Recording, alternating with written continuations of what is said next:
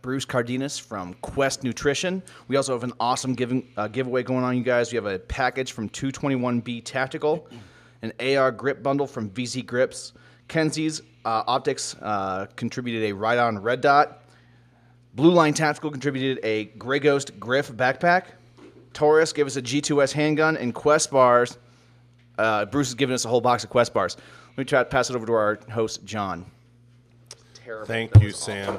He's disgusted with his intro today. It was not his best work. He's all whacked out on Bang energy drinks.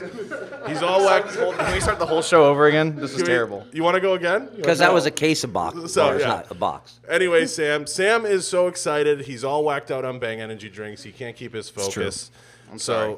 That was awful. We're gonna get into our guest, but first I want to thank Kenzie's Optics. I want to thank 221B Tactical for sponsoring the show, and I also want to thank Melinda and Jason Sanju for giving us the building and the ability to go live and paying the bills. I also want to give a special thank you to Melinda Sanju because today's her birthday. Happy birthday, Mel. She's 25. Yeah. She's never looked better. We appreciate you, Melinda. So, I'm really jacked up today. That's why I was so bad on the intro, because I'm so excited. I'm really jacked up today. I've spent more than my share of time with the man.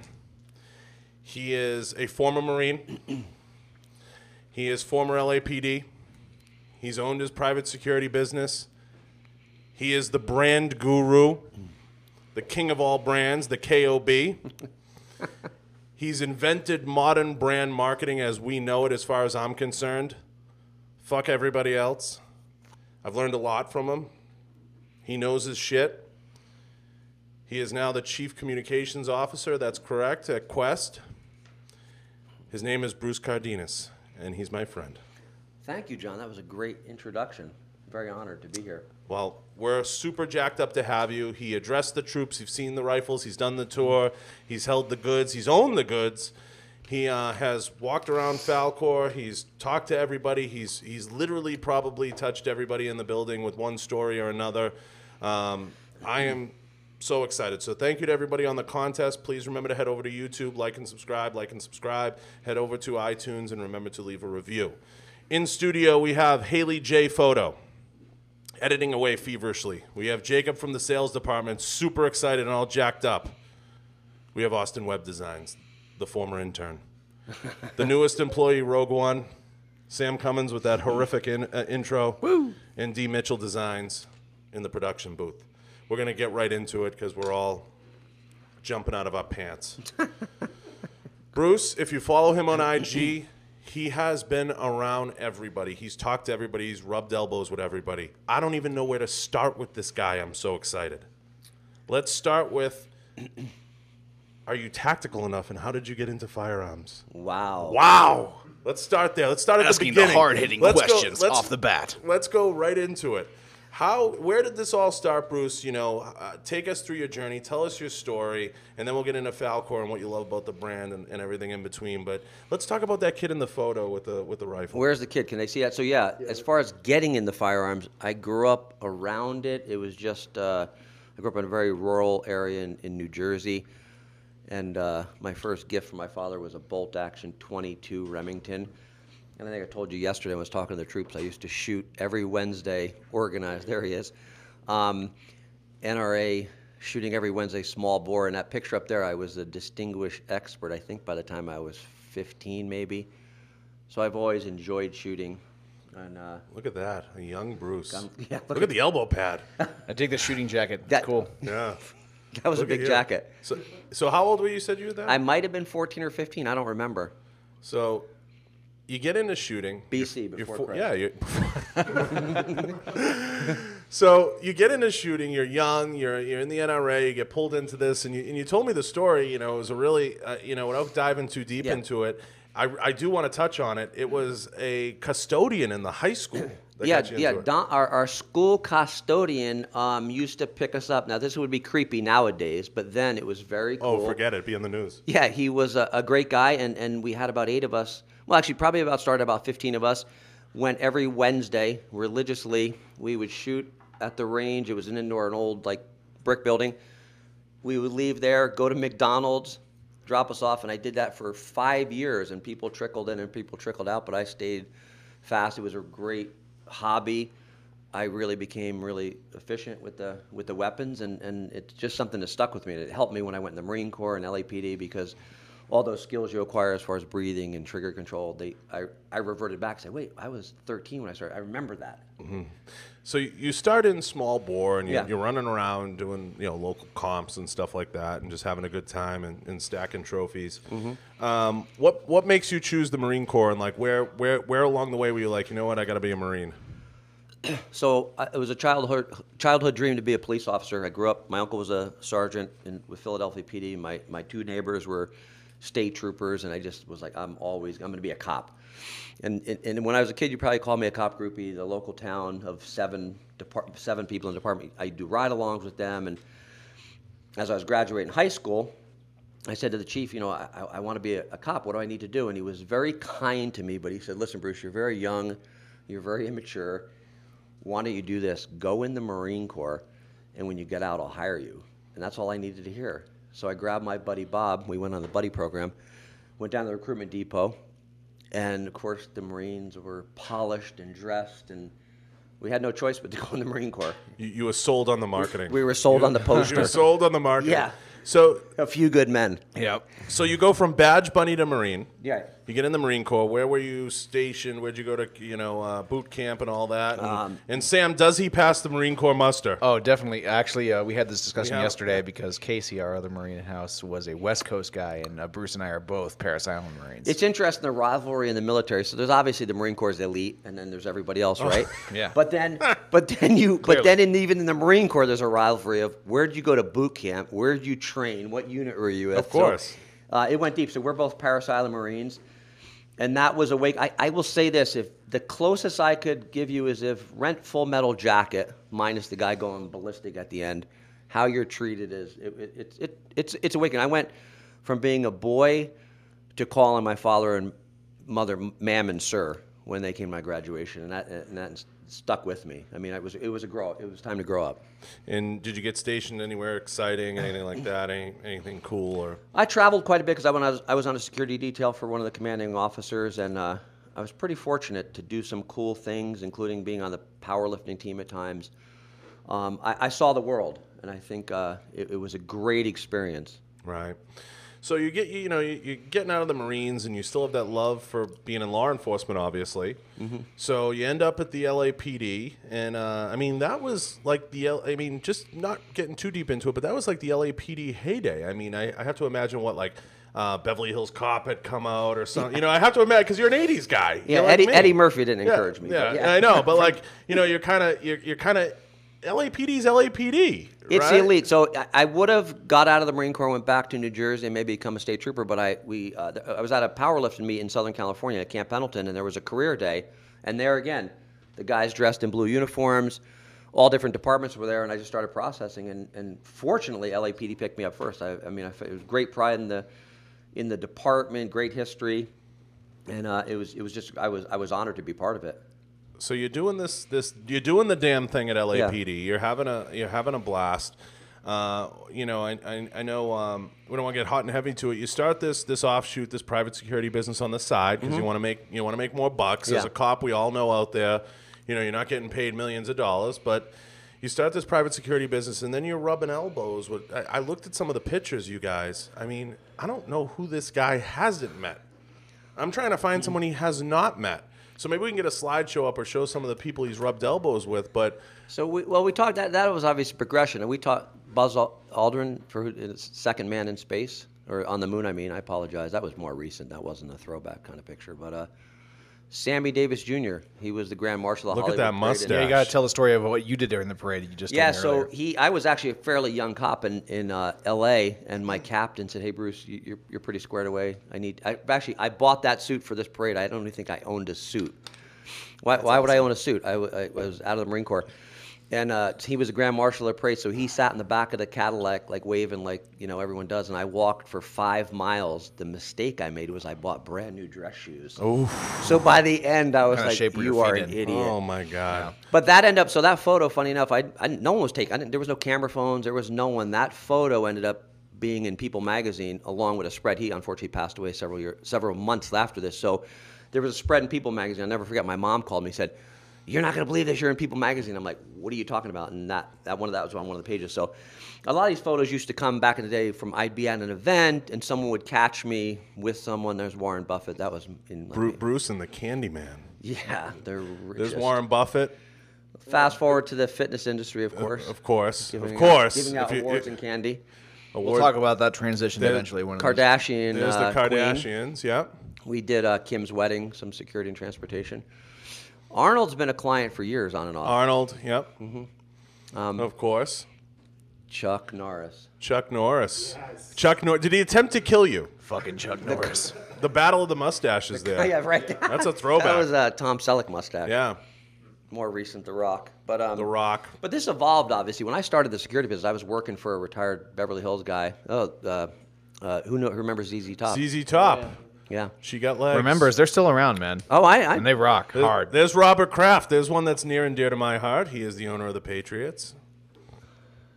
Cindy Crawford. Cindy Crawford. Yeah, look at this screen, Brit- not that one. Oh, yeah, Oh, where wow. are we looking? Okay. So, But I started out, though, just pounding the ground like Wow. a There you go. Whoa, whoa, There he whoa. is. Stop There it. is. A young Bruce Nope. Look at, ready to take over the world. no stash. That was Look- graduation. Look at the jawline. Look at the They- features. Yeah.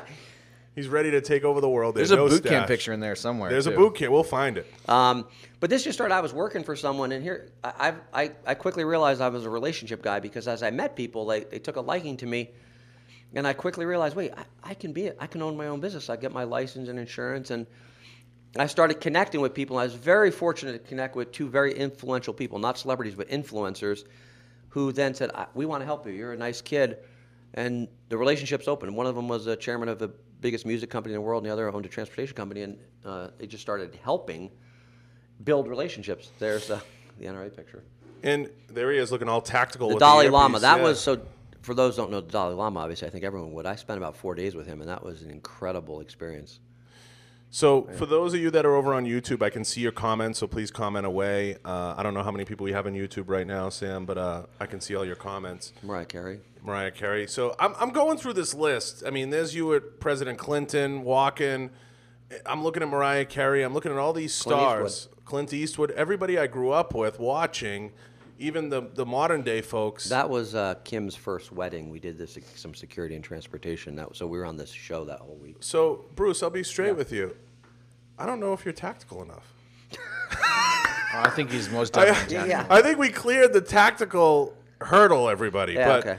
So you're into this private security gig, and you touched on something that we'll come back to, Yeah. influencers, and you're doing all this crazy stuff. It's really an amazing journey. You meet all these people along the way. Who, I have to ask. We'll pause here for a second. Who's the coolest person you met?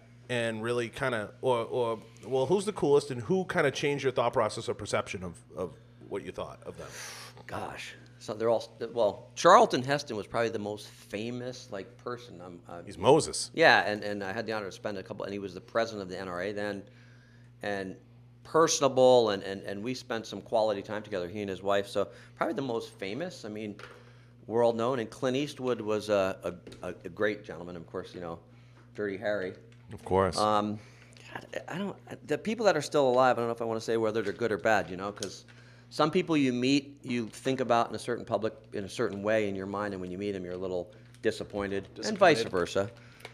Some people are very generous and kind, but I always say this, I'm just there to provide a service, so whether they're kind to me or not doesn't matter, and I've always tried to mentor people in my industry. It's a service industry, so whether they're good to me or not, I'm here to provide a service. I'm not here to be their friend. At Bleak _house just said on YouTube, he said Chuck Norris was guarding you. There's probably some truth to that. So that's a pretty Someone funny said one. that one time. Yeah, there's probably truth to that. We'll concede that one to the Yeah, tactical I'll gods. give you that. He could probably still do a pretty good high kick then. We'll give you, yeah. Oh, yeah. Roundhouse. Sure. So you're rubbing elbows with all these people, and we'll jump back into it. How does Quest Bar happen, and how does a tactical cool dude go from private security, LAPD, Marine Corps, to now all of a sudden he's the brand guru and he ends up developing Quest? It doesn't happen. It was totally serendipitous, and I met the founder. She goes by Quest Creator Shannon at the gym. Small talk, became friendly. They basically gave me some product, and I tried it with a brand new company. Product tasted good, and I've always grown up with. How long ago was this? Almost 8 years ago now. 7 something. Became friendly. Their product was great, and I don't know why. I really, looking back, it was a little bit of a blur. I started helping them get product in people's hands. We ended up on a set of extra. We did a couple celebrity golf tournaments. I started carrying with me when I would do security details. And next thing you know, they were at the Secret Service command post when we did a detail with the president coming in, because I was doing my security stuff and being a reserve with the police department. And God's truth, I helped them for 9 months for free. And basically we met, we talked, we'd stay in contact. They kept giving me product, and then the founder basically said, hey, we want to put you on the payroll. We're stealing from you, basically.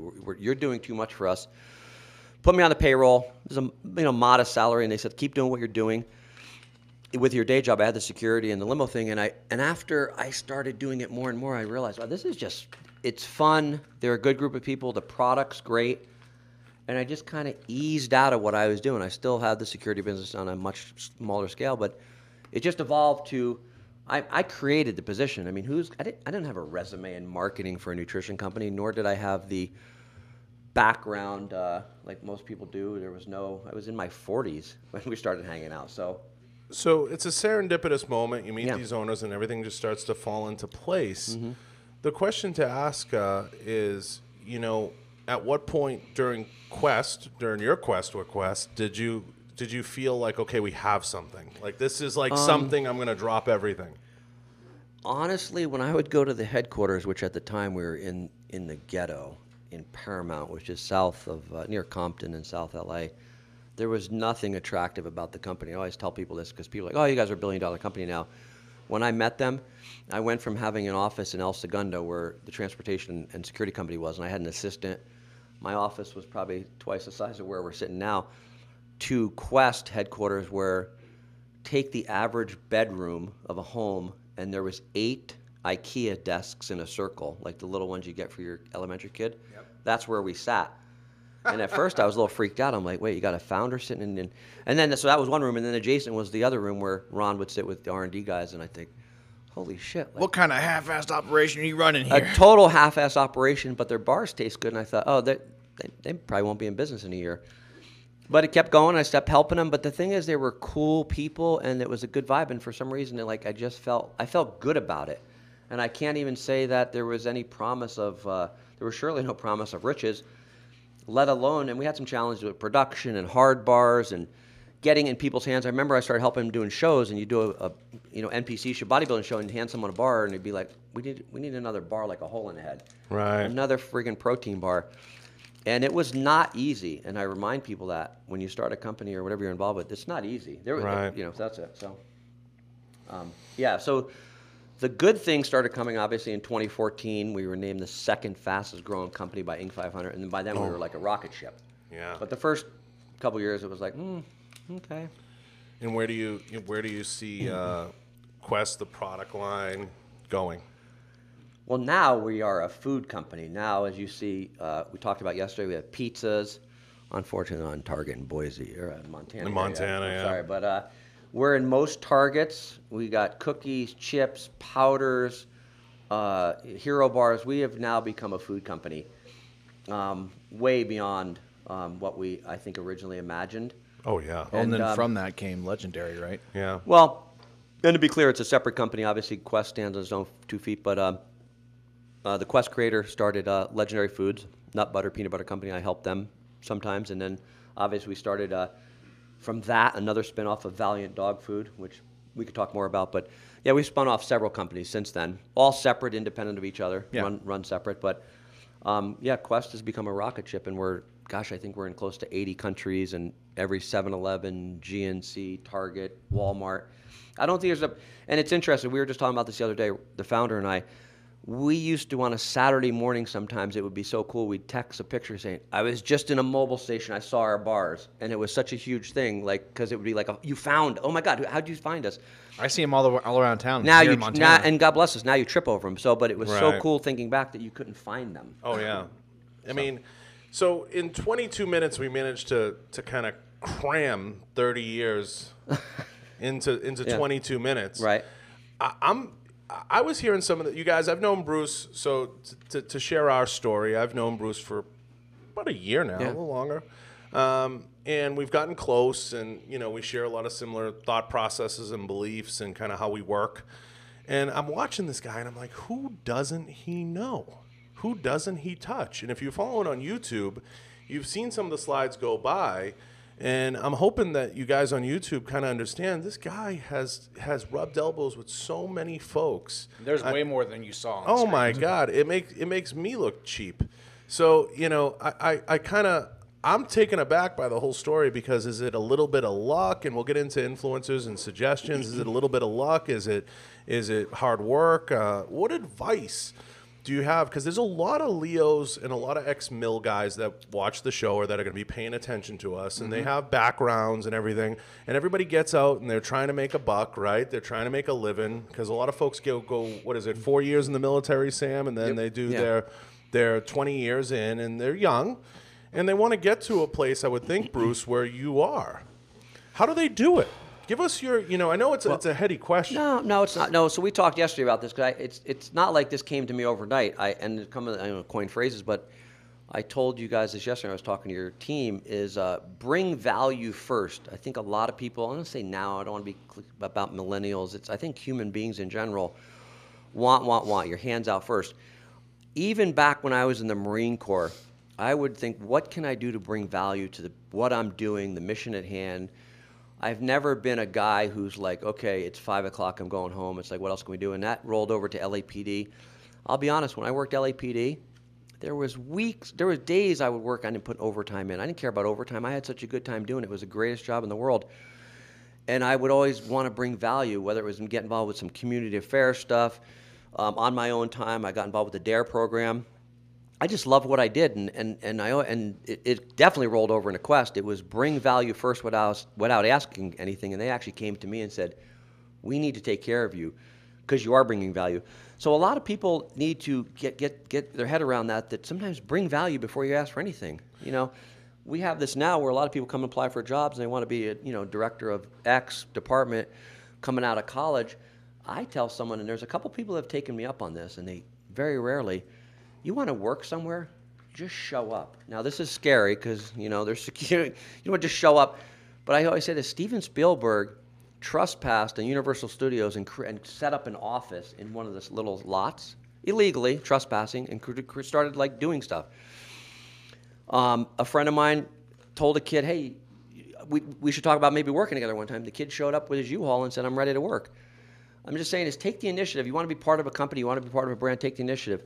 Only one intern that I was involved with at Quest took me up on that. He said, everyone would always be like, I want your job. You look so cool. I'd say, well, meet me on Saturday morning. We're going to go guerrilla market it at some place.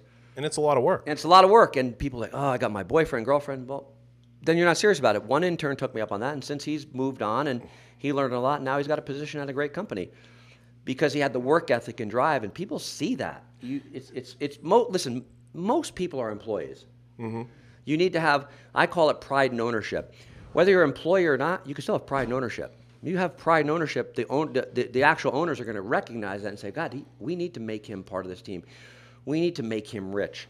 You're not just punching a clock looking for a paycheck. You have pride in what you're doing. Do you feel that, young folks, without getting too into it, Yeah. do you what would you suggest to someone just coming out now, the first step they should take? I think a lot of people would take you up on this advice. Like you said, just show up. But what's the first, should they go intern? Should they just show up to a company they love and like and enjoy and say, I want to work here? give them, let's assume some people are rockheads out there. Let's spoon feed them an answer. Listen, I mean, some corporations have security. You can't just show up. They're going to make you go through HR. But there's a lot of ways to get a hold of people at companies. There's a lot of ways to show the initiative. There's a lot of ways to, hey, listen, show up and say, I want to work for free. I want to be an intern. What can I do? It depends what you want, but a lot of people are instant gratification. Like, I want to get paid. I want a title, but bring value first. And I'm not telling you how to do it. I mean, I can't tell you to trespass. I can't tell you to just bang on Find a way. CEO's door. But whether it's LinkedIn, whether it's track down someone, whether it's approach them at an event, but don't have your hand out. Just say, what can I do to start? I mean, it's a very competitive world. It's always been a competitive world, but the cream rises to the top. So do something to set yourself apart. Yeah, I mean, Austin the intern just showed up one day, and now he has a job. Now he's no longer Austin the intern. Yeah, I mean, at Quest, I still practice it. I have pride and ownership. I mean, everywhere I go, I obviously represent the company. I bring product. There's not a time I don't have product on me. If you catch me without product, it's like catching me without my gun. Oh, yeah, I can attest to that. I mean, because every encounter, for the most part, all of them are amazingly positive. People remember me that, there's a guy that gave me a box, a bar, a cookie. And I will run into those same people again and again. And anytime I get on a flight, I will have a box of bars and share it with the crew and staff. And that's kind of a thing I've taken over in the gun industry is anytime you go to a training class or anywhere, the range, always try and have a machine gun with you, a full auto. And it sounds weird, but when you're out there representing the company you work for and you have that item that a lot of people don't get to handle or shoot or anything, and you give them a chance to try it out because they never shot the full auto, M16 or whatever, they'll never forget it. They're always like, oh yeah, that guy Sam from Falcor, he had that gun and let me shoot it. That was so awesome. I'm gonna check out their stuff.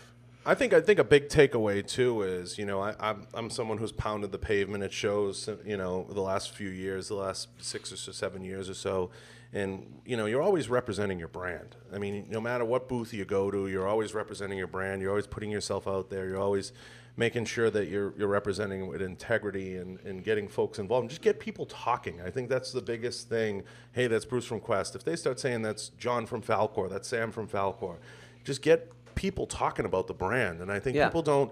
Do you feel like most companies recognize the value in that too? Oh, 100%. Yeah, of course. Yeah. They'd be crazy not to, right? I mean, I think social media plays a factor in that as well because now you're getting tagged everywhere, hashtagged, all those types of things. So it's really important to have, I would add to that, to suggest getting into a symbiotic relationship with a brand or a company. You kind of hit Quest right on its stride. You mentioned before they were just getting ready to take the plunge into Facebook and into some other areas.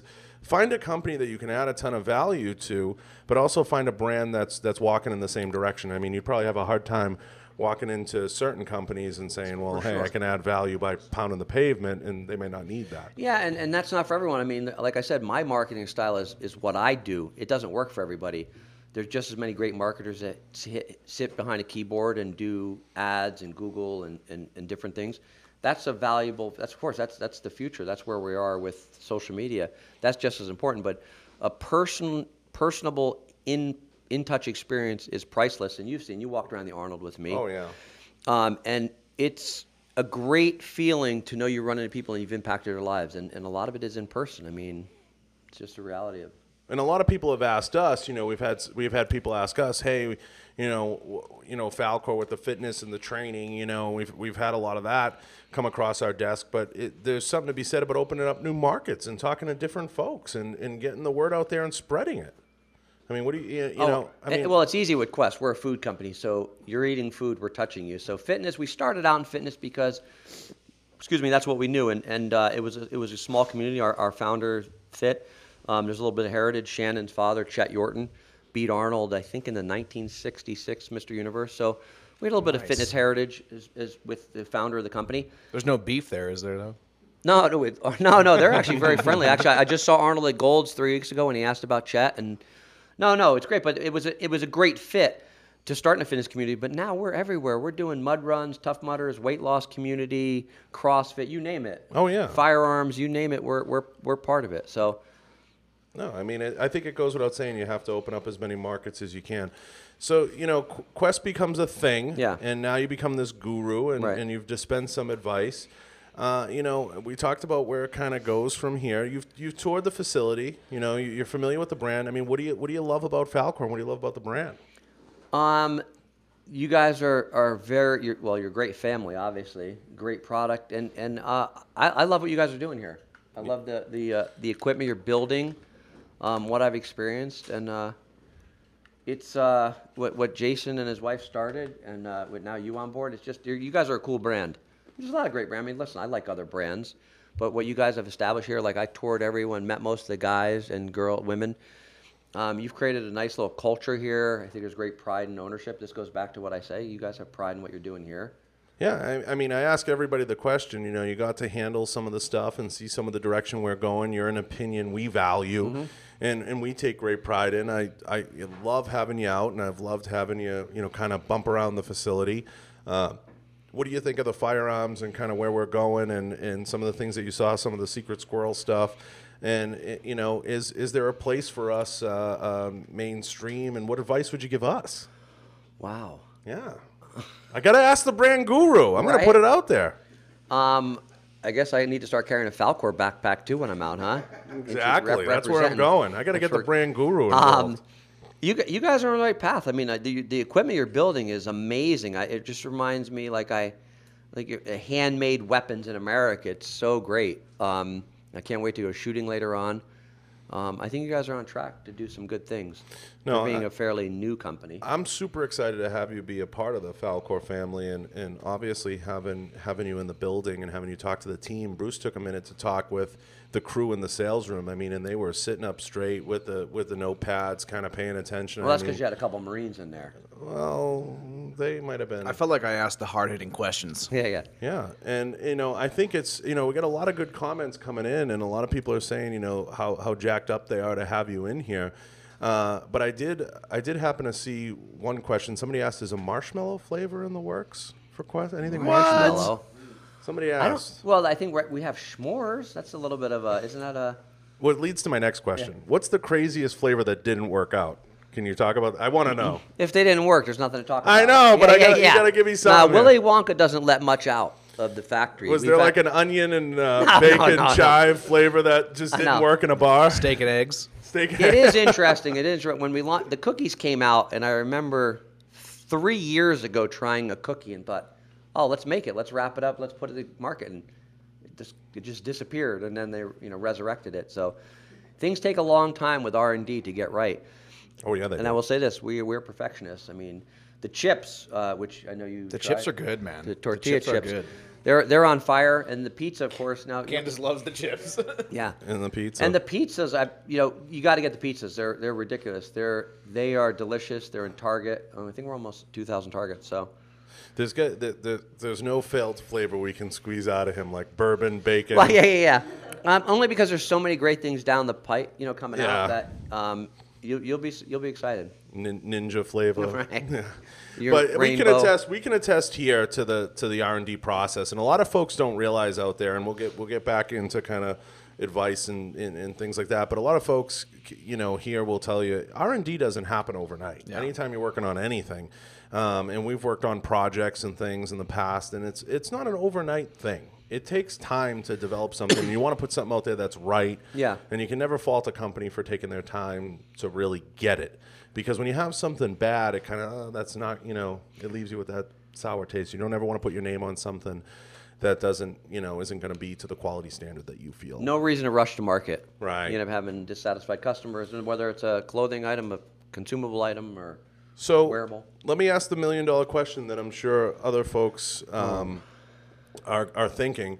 If they just show up at your doorstep, Bruce, and take you up on your challenge to just follow you around to rub elbows with some of these NPC princesses First you gotta find them. Movie stars and everything else, if they just show up with a bag and they say, "Bruce, I'm here," yeah, are you gonna? That sounds like a female. Why'd you go there?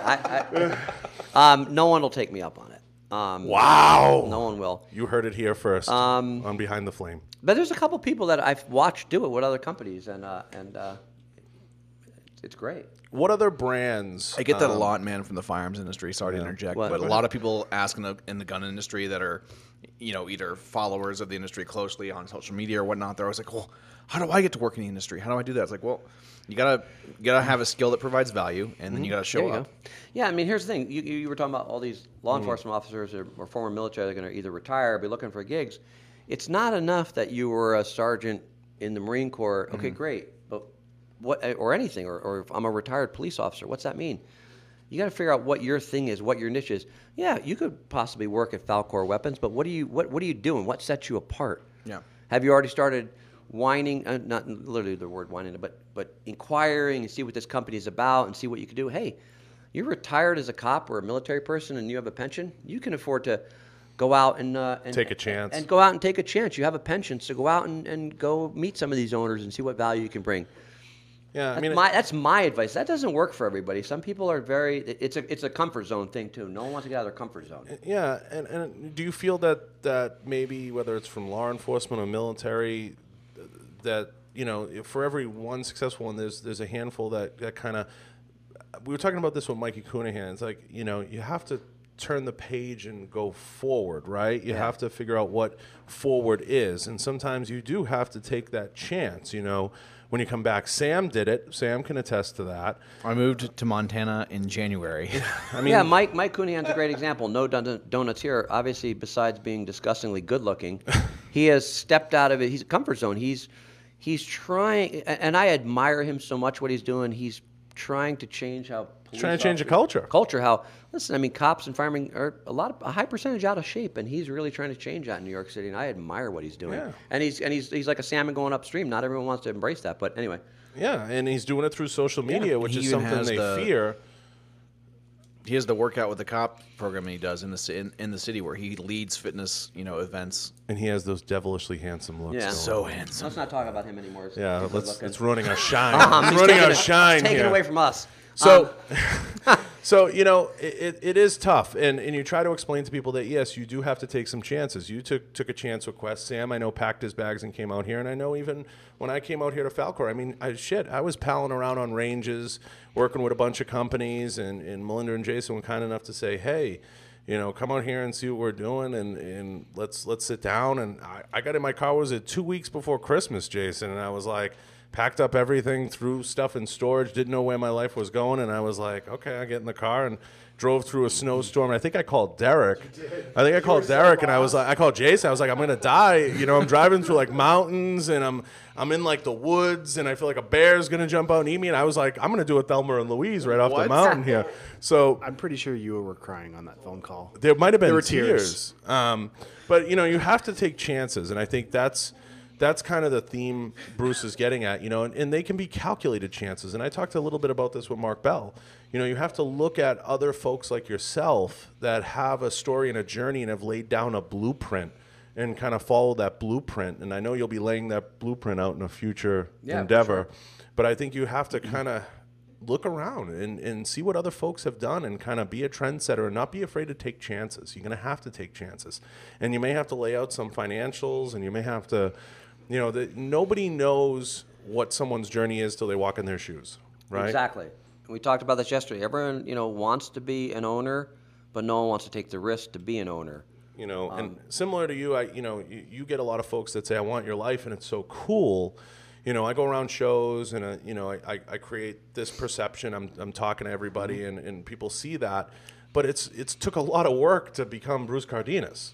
Yeah, for sure. And it's funny now where we are. We're a big company, but the early days was not an easy ride. It wasn't people. We had challenges. People didn't want our product, and we had an issue with hard bars, like I said a couple times, and people, we had to regroup and build that. It was no different when I started the security. Who was I? I was just some former Marine who had a security business. I had to go out and set myself apart. Right. And more so than just protecting, but providing a value and a service that people appreciated. Yeah.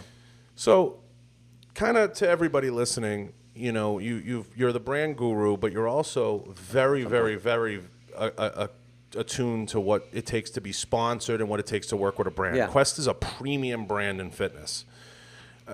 Changing gears as far as life advice and guru advice, what advice do you give to whether it's shooters, competitors, because everybody's chasing sponsorship? Yep.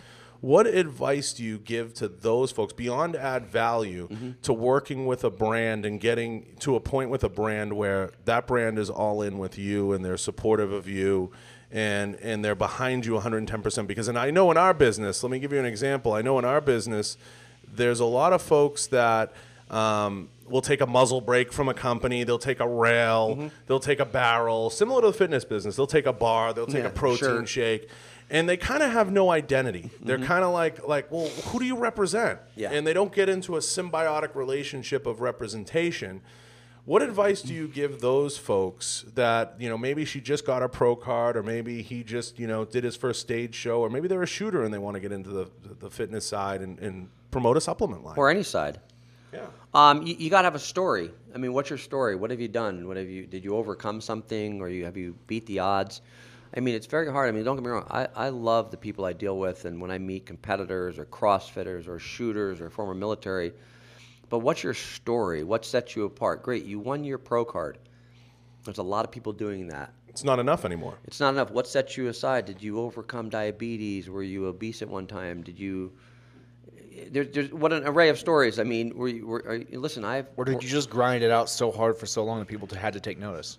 Yeah, exactly. Yeah, what did you do? There are some people like that maybe don't have an extraordinary story, but they just worked so hard for so long and have been there. Yeah, exactly. Time and time again.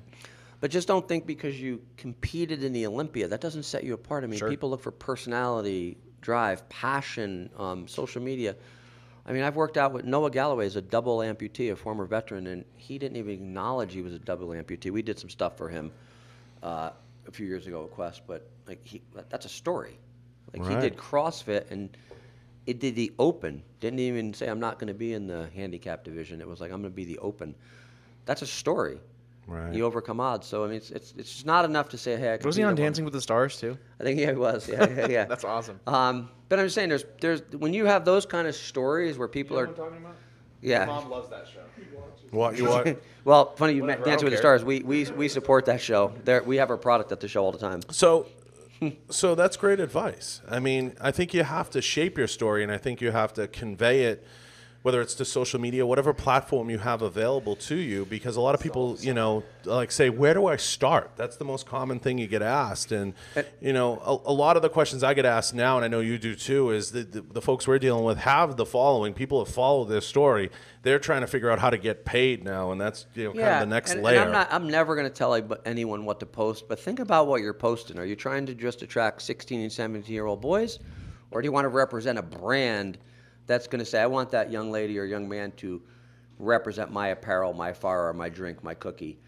What are you representing? What's your story? Or you're just chasing the likes? Or Yeah, if you just want to get a lot of cute likes and pictures and selfies, and, I like the filters for sure.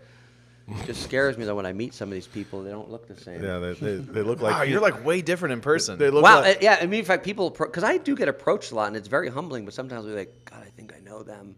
I'm not sure. But they don't look like They look like He-Man on IG. They look like Skeletor in real life. Yeah. So honestly, that's tremendous advice, and you have to get your story out there, and you have to hustle and beat the pavement, and you have to get around and kick open doors, and you can't take no for an answer. And let me tell you, there was an interview I was listening to recently. What's the worst case? No is the worst case. That's it. And listen, a little bit of an ego, but when you do sales or you meet people, I've had people I've approached even with Quest product like, no thanks. Now I will spin off some kind of humor and, but it's still no is not e. But that's the worst case going to happen in life when you approach someone for an opportunity. No, I'm not interested. And where does that put you? Anywhere worse than you were before? But I got to tell you, it'll be cliche, but all what if you can't take the shots you miss, like if you're not going to take the shots, you're never going to know. Yeah, and I mean, I can say in my own journey, Jason knows, and Sam and some folks that have been around me a long time, I've heard no a lot from prominent companies, and I was more or less like, fuck you, I'll show you, I'm going to keep going forward. And I had another rifle company that was pretty well known at the time. The owner came up to me at SHOT Show. I'll never forget this as long as I live. They were a very popular rifle builder, and they said, damn, man, like you just keep going forward. And I've said it from day one. I'm like, my motto's been simple. Expect nothing, blame no one, and do your job, and just keep going forward. Set the bar. I set the bar low for people. I don't set it high. My expectation's low. I expect almost the no sometimes because I'll ask 10 times, and the one yes is going to be the one that you're going to take advantage of and you're going to put your stock in. What would be, I know Mark asks his clients, what would be kind of your motto or your, one-liner that you give folks? One-liner. Yeah. Work hard. Work hard. Hustle, grind. I mean, we can use them all. You can use them all. Don't take no for an answer. Be polite. And just don't take no for an answer. Yeah. So, there's so much we covered. There's so much we've gone over. Sam, anything on YouTube that I missed? Any questions? You got the whole comment, Yeah, the I whole got comment stream thing. right there, man. I mean, that guy. I have a Go ahead. question. I think we may have covered this earlier, but along the same lines of like, what influencers or what potential folks looking for sponsorship should kind of be like. What catches your eye when you're looking out there at the fitness industry or anything else you're kind of That's a good observing one. on social media? What catches your eye specifically? It's no different, the story, what they're passionate about. Be passionate about what you're doing. So if you're passionate about it and you have a story, it's Selfies. it's a try. Yeah, Selfies. Filtered selfies. No. Yeah. So someone that's got an intriguing story, you'll kind of stop for a second and check For out sure. what's going on. And I get a lot of emails and texts, and of course now DMs. DM is the official Now messenger. that you're out there, I'm sure the DM, Get a lot of people sliding into Bruce's your DMs. DM. Yeah. Yeah. What does it take to effectively slide into your DMs? It's not blocked, so I get a lot of them. And no, I'm gonna write that down. Yeah. What? Everyone's got jokes. What does it take to slide into Bruce's DM? So that's a good question. What are you doing later tonight? Yeah. So I think we're celebrating birthdays. I think we're celebrating birthdays. There you go. So, it's amazing your journey and everything that you've done and everything that you've accomplished and the people you've rubbed elbows with. I know we were at SHOT Show together this past year, and I know we'll be together this year, and we're excited to have you there and some of the brands and some of the folks we'll be associated with. You came to SHOT Show for the first time. I got to touch on this. Yeah. As we get away from sponsorship and all the bullshit with social media, and I'll come back to the social media question, Mm-hmm. but what did you think of SHOT Show as it compares to the fitness industry? I know it was your first time. It was amazing. I've told several people this. We've all, if you're in the fitness industry, you've been to the Arnold, which is the biggest expo. I think SHOT Show was twice the size of the Arnold. 3 times probably. Maybe. We walked, and we had our little meter, on our iPhones, and we walked miles a day. And then they said, "Oh, did you see the third floor?" What? There's a third floor? Oh, was this past year your first time? Yeah, first time. It was eye-opening to think how many companies are out there, survival companies, weapons, glass. I mean, it was staggering. Yeah. So, Yeah. you see where, in everybody who's followed me through the years, you see my passion for fitness meets firearms meets the defense community, bridging that gap successfully, with different brands and bringing folks in. I try to explain to folks, the fitness industry is very open. It's a very like, hey, we can walk in there with a firearm and people are like, that's fucking awesome. That's cool.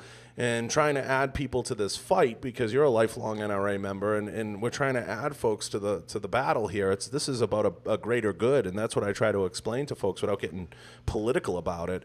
But fitness is something that's near and dear to my heart. Training is obviously incredibly important to me. And I think everybody should train more, participate in fitness more. I mean, we say it all the time at the CrossFit Games. They're giving away Glocks. I mean, it's definitely. Oh, that caused some controversy too. Yeah. I know Dave Castro was a competitive shooter there, and he, obviously the organizer for the. I didn't know that about him. We've been involved with CrossFit for 6 years. Yeah, and those worlds are definitely colliding. I mean, you have guys running around with 5'11" plate carriers on, and there's definitely cross promotional opportunities there, and there's definitely an opportunity for both sides to win over sponsorship and everything else because I think everybody looks for something different, like you said, a different story. Did you see that kind of combination coming? Because you jumped in early.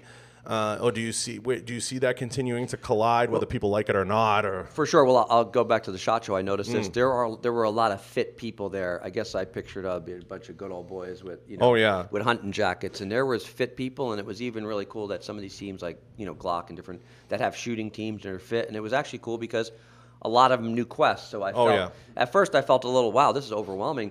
And then I started running into people that either knew me or knew the brand. I was like, oh, wow, it's the same community. Yeah. And what's kind of cool with Legendary, which we're helping, is we just did a deal with Realtree, which is obviously totally deep in the community. Oh, yeah. Of outdoors and shooting and all. And so we'll be involved with SHOT Show this year coming up. Yeah, I mean, I think it goes without saying that collision course is happening, and I've said it a few times, and I won't make it a secret. In the gun industry, the days of the fat, dusty buckle and boot guys getting out of the... That's gone, man. It's gone. It really is. It is fucking There was some over. influence. I'm the last fat guy in the industry. And there's quite a few hefty No, but there was some influencers that came by and talked to us, like Michael and some of the first form athletes that were there that are shooters. And oh yeah, and I think there's some hanger-oners that are clinging to the whole like, oh, what's with all these fit guys and what's with people getting in shape, and it's like, what do you mean, Sam, what's with it? Yeah, what do you mean, what's with it? I mean, Sam, you graduated boot camp in the Marine Corps. How much did you weigh when you got out? Like 150 pounds, something like that. So training is at the core of all these things. I was tiny, man. Yeah. I was a rail. And now he's on Duck Dynasty. Yeah. I just, maybe it's me. And Tony's the same way, and I know Mikey's the same way. I never understood the mentality of now I have a gun permit and I can just gain 500 pounds and who gives a fuck? Like, I just never. Yeah, there are a lot of well-respected trainers out there that are, I don't want to say starting to talk about, but are continuing to,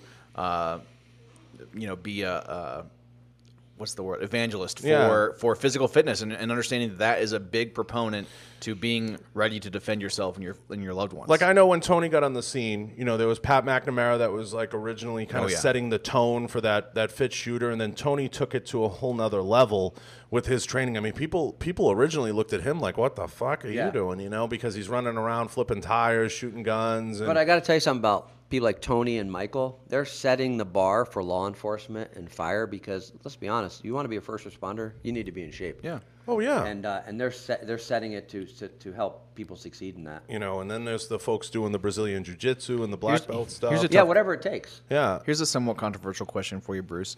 Do you think that nationwide, as a whole, the law enforcement or first responder community should focus more on recruiting or developing their current folks that are part of that community into a more fit level? That's not controversy. That should be mandatory. I think you're paying. I mean, you should be incentivized to work out and to be in shape. And I know there's departments back in the day that did that. I don't know where it stands now with laws and stuff because supposedly you can't. But at the end of the day, I always say this: regardless of who you are, as long as you're qualified to do the job, but if someone's coming to protect me or my loved ones or drag me out of a fire, you better be able to do your job. Yep. Man, woman, creature, unicorn.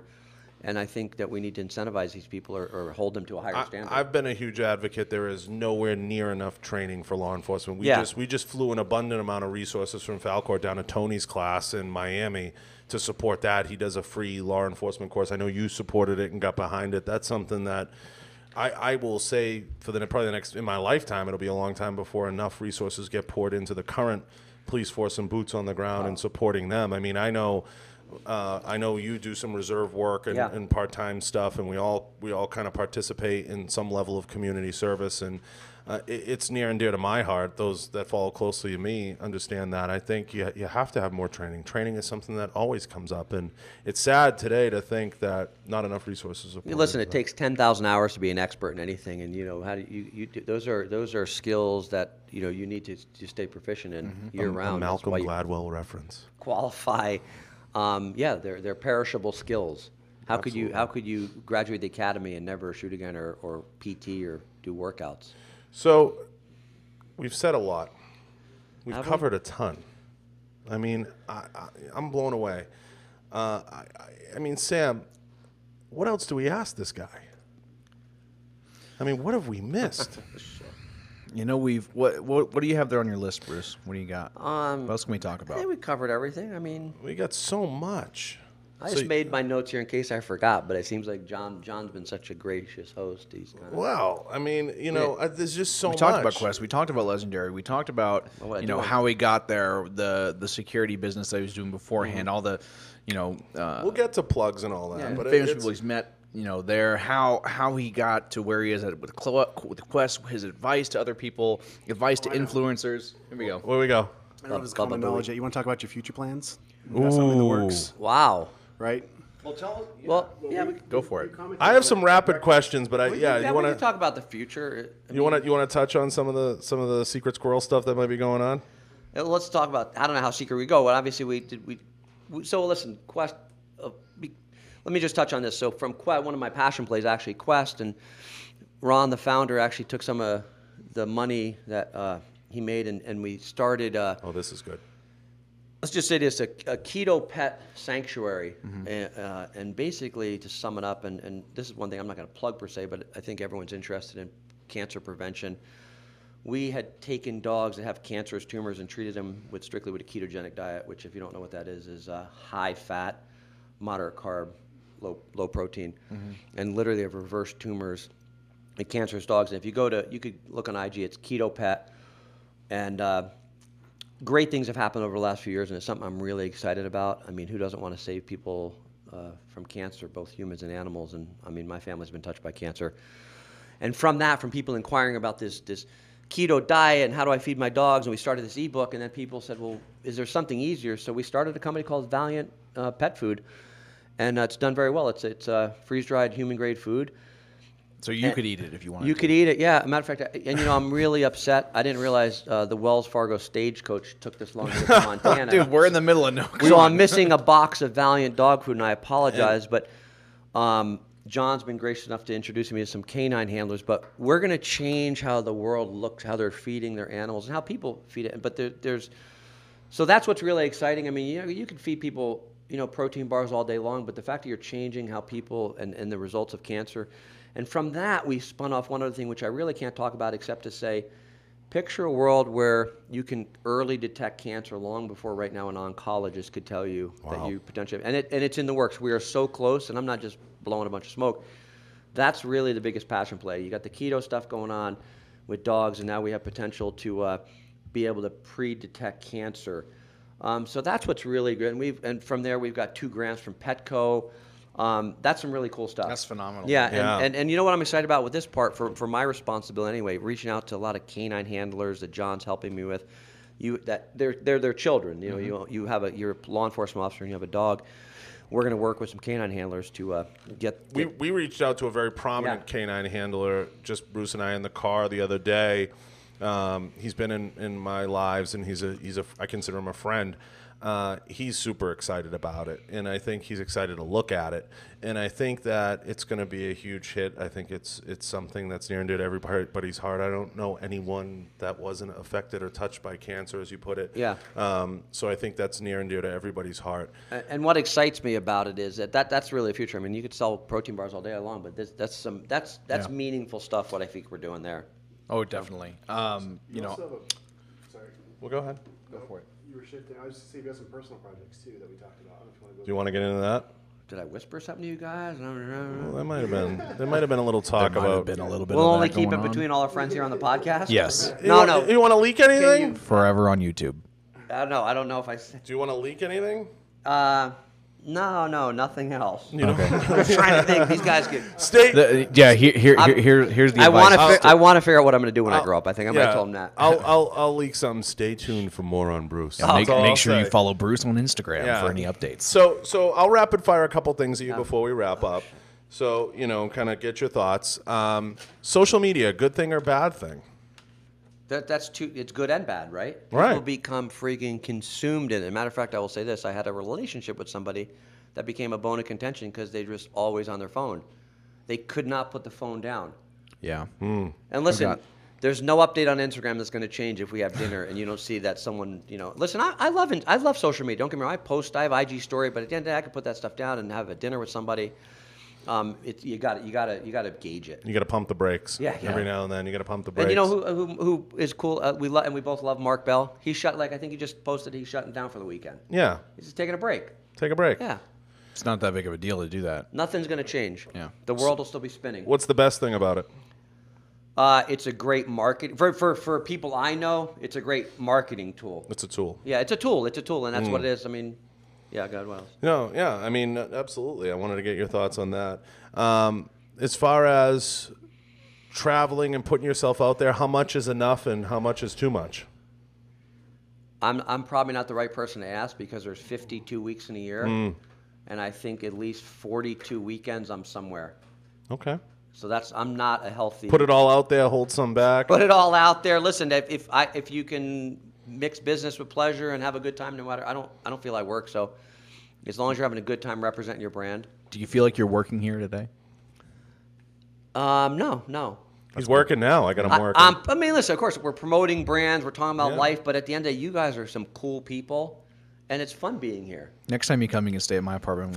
It'll be fun. It'll be great. I can guarantee it won't. It's the party pad. Next question. Favorite cheat meal? Go-to. If you could have anything you want, not gain a pound, because I know you're a big carb guy. You're watching those carbs. I watched him have no buns with his burger. And I'm still fighting it. If pizza were legal 7 days a week, there'd be no other food group. if someone just said pizza's good 7 days a week. Yeah. What's your go-to pizza style? I gotta know. Oh, a pepperoni and sausage, well done, thin crust. Thin crust. Thin crust, well done though. Are you a folder? Do you fold your big slice? Reminds me of East Boston. Does anyone else? Yeah, when people use a knife and fork, I think something might be that's wrong weird. with them. I think you have to in Chicago. You though. have. Well, it's because you're eating a pie. No, You're eating a of piece course, of cake. by hand and the drip in and I think you have to in Chicago. So pizza's the go. For sure, yeah. Is the go-to. And but steak is a healthy go-to. I eat that often. Best steakhouse you've ever eaten at? Ooh. Oh, there's actually one in LA. I'm gonna pull it up, but I can't. I like them all. Ruth Chris, Mastro's. Yeah. What was the place we ate at? Where was that joint Dallas? you took me the other night? That was good. That was Trupolo. Yeah, they had a great New York strip. It wasn't Perfect too size. big. We went to in Texas. We ate at I forget the name of that place. It was like Branchwarn was the one that recommended it to us, and he was like, "Is this Nick one of the and- Falco it was card, like or is it Nick individual?" and Stephanie's or something. Oh wait, is that where we went? The whole group of us. Yeah. Oh man, it's phenomenal. That's where I took my son. That was a great time. No, steak is almost a daily occurrence. Yeah, and no, Bruce French fries. Somebody's asking. Bruce goes for the Jesus. sweet potato fries. Yeah. I've seen him I know his substitutes now. I know it. It's like we're dating. Yeah. Yeah, sweet potato fries are guilty pleasure. Keto fries. Does the keto fries exist? Not yet. Is that a thing? Not yet. Not yet. So another question. If you had to choose all the years, what's your favorite go-to? Do you like Glock, SIG? What are you, handgun? for guns. Somebody asked what I saw earlier. So You carried through the years. Yeah, this is. How about instead of that, we have you list off your duty guns from when Yeah. you first entire- started that'd be until cool. now. Yeah. the entire time I was with the LAPD, I carried a Smith & Wesson 659 9mm. But now Tony would be horrified, and I learned from him when we went shooting down in Texas. Glock's the only gun he recommends because he said it can shoot dirty, wet, muddy. I carried that and a Beretta. I carry a Beretta now with the Sheriff's Department. 92? Yeah, 9mm? 92F. Yeah, that's cool. But Tony swears Glock's the only gun to carry. And let me ask this, and maybe we'll start to wrap. Did you ever get anything heady in the LAPD? Anything? Couple anything? shootouts, you Yeah. mean? Yeah. Without getting too, might be no, open cases. I don't- A shootout with a murder suspect in. Actually, it's crazy. Long before social media, I think it was in 1990. It was a pretty crazy shootout on Sunset Boulevard that made the news, but it was attempt murder suspect who tried to kill a highway patrolman. And crazy, he crashed head on into a celebrity, remain nameless, but he came out with an M1 carbine. Oof. M1 carbine. 30 caliber. So we all shoot in a range, right? You got earplugs on. When I got out of that police car and we were right there shooting with, that was I was like, was that a cannon? No time to put on Ear Pro. Yeah, you're almost like, holy shit. So that, and then we had a shootout a few years later with a gang member. Yeah, I mean that's not a good situation, but that does happen in police. And LA's a busy city. I mean, I experienced a lot of things. The riots, sure. the OJ case, been a lot of crazy things. Yeah, anything on It's OJ? a busy city. Yeah, oh yeah. Anything on OJ? So I worked West LA when that went down, and then I went on loan to the chief's office at Community Relations for 6 months during the trial. So I was at the courthouse quite often. Oh, interesting. There's this series on Netflix that they did. If I did it or something. Something like that. They had Cuba Gooding Jr. playing Yeah. Juice, and it was just interesting. Yeah, Yeah, the people versus like OJ. Yeah. Yeah. Yeah. I A mean, lot of crazy things have happened in LA. I'm sure. I'm sure there's a lot you can't talk about. Yeah, some things. I mean, something I don't want. It's no point in sharing, get people freaked out. But there's Any hiding of syringes or any you have to hide the gloves. Or I always say this. Listen, I love police work and I love what law enforcement officers do. I always remind people when they want an armchair quarterback, no one is calling the police to wish them a happy birthday. You're going into a shitty situation. Domestic violence, gangs, it's always something. And I always ask people to just, be reasonable with your thoughts, because put yourself in a position as a citizen. Hand yourself a gun and think, what would you do? It's not always an easy job. Leos have a tough time. Leos have a tough time, but there's a lot of good people out there to help in the community. You've said it all. You've said it all. I can't, I mean, absolutely. So we'll get to plugs and wrapping the show up. Sam, do you want to plug the contest and everything before we get to final thoughts? And Yeah, things guys, like that? real quick, if you guys want to enter to win the contest, head over to falcordefense.com. There will be a box underneath the main picture of the Petra. You're going to have to enter your email address and follow these pages on Instagram. 221B Tactical, they're giving us a package of their gear. VZ Grips is donating an AR grip bundle. Kenzie's Optics, our main sponsor for the show, is donating a Ride-On Optics Red Dot. Blue Line Tactical is giving us a Grey Ghost Precision Grey Ghost gear, rather.